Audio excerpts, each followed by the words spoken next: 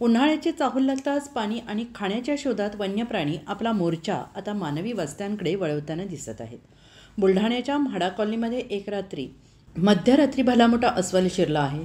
नागरिकांनी आरडाओरडा करत फटाके वाजवल्याने हे अस्वल पुन्हा जंगलात परत गेले. बुलढाण्याच्या चहूबाजूने ज्ञानगंगा अभयारण्य आहे. यामध्ये अनेक हिंस्र प्राणी वास्तव्यास आहेत आणि तेच प्राणी आता खाद्य आणि पाण्याच्या शोधात शहराकडे येण्याची शक्यता असल्याने या म्हाडा कॉलनीत संरक्षण भिंत पूर्ण करण्यात यावी अशी मागणी स्थानिक नागरिकांनी केली आहे.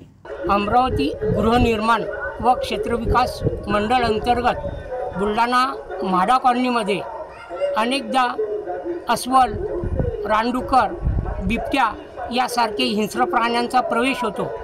या ठिकाणी या परिसराला एकाच बाजूने भिंत आहे.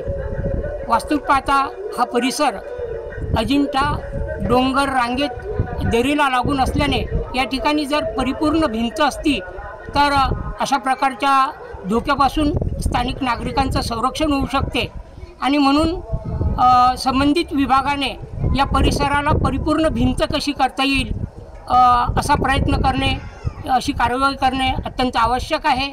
आणि स्थानिक नागरिकांनी विशेषतः आपल्या मुलांकडे लक्ष देण्याची गरज आहे, कारण आपलं संरक्षण हे आपल्या हाती आहे.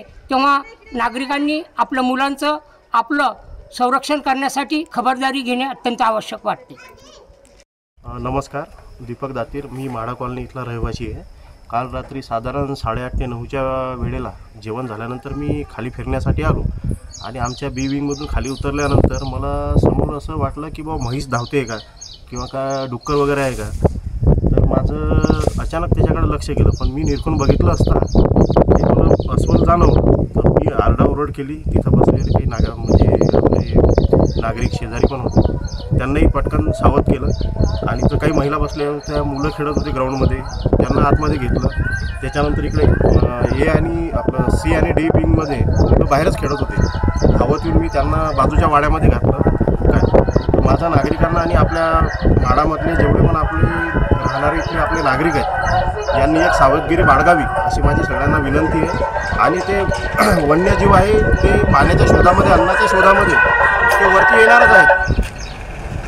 ते अन्नाच्या शोधामध्ये, पाण्याच्या शोधामध्ये वरती येणारच आहे.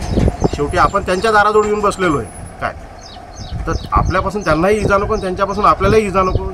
या दृष्टिकोनातून आपण एक काम करावं की संध्याकाळच्या वेळेला किंवा इकडे फिरणारे जे लोक येतात सकाळ किंवा संध्याकाळी त्यांनी एक सावधगिरी बाळगावी.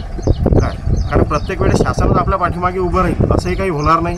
काय शासनाने आपण बी शासनाकडे अपेक्षा करणे, काय त्याच्यापेक्षा आपण आपली सावधगिरी जर बाळगली तर ते योग्य राहील. काय आणि एक इथे आमच्या भिंतीजवळ एक मोठा खड्डा आहे. काय तर तो खड्डा बुजलेला नाही, त्याच्यामधून पावसाचं पाणी वाहत जाते नेहमी पाऊस आल्यानंतर. तर माझा एक असा अंदाज आहे की त्या छिद्रामधूनच ते अस्वल बाहेर आलेलं असावं. काय